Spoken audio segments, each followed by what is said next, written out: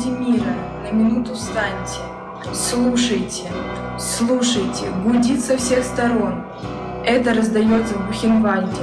Колокольный звон, колокольный звон.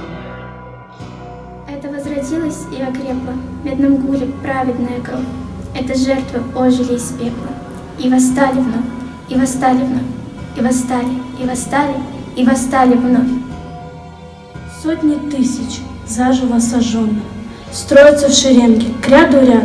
Интернациональные колонны с нами говорят, с нами говорят. Слышите громовые раскаты? Это не гроза, не ураган, это вихрем атомным объят.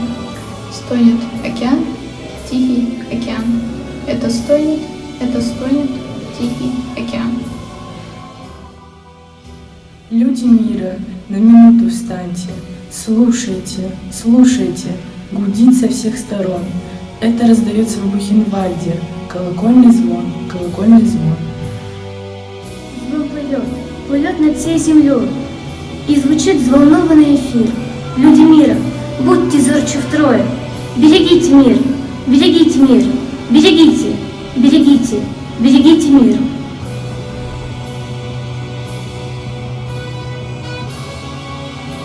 Бухенвальд. Бухенвальд, как и многие другие концлагеря, был создан для усмирения политзаключенных Германии до войны.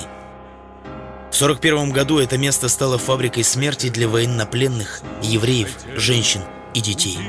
Уже с первых лет в лагере существовала особая, страшная инфраструктура, камеры пыток и помещения для расстрела. «Каждому свое», гласила надпись на въезде в Бухенвальд. Узников распределяли по разным баракам и работам. Изможденных голодом и тяжким трудом людей избивали и расстреливали на месте за любую провинность. Над ними ставили медицинские эксперименты, заражали тифом и туберкулезом, испытывали на них лекарства. Несмотря ни на что, узники Бухенвальда организовали ячейку сопротивления и в апреле 1945 года сумели поднять восстание. За время существования Бухенвальда в лагере погибло 56 тысяч узников.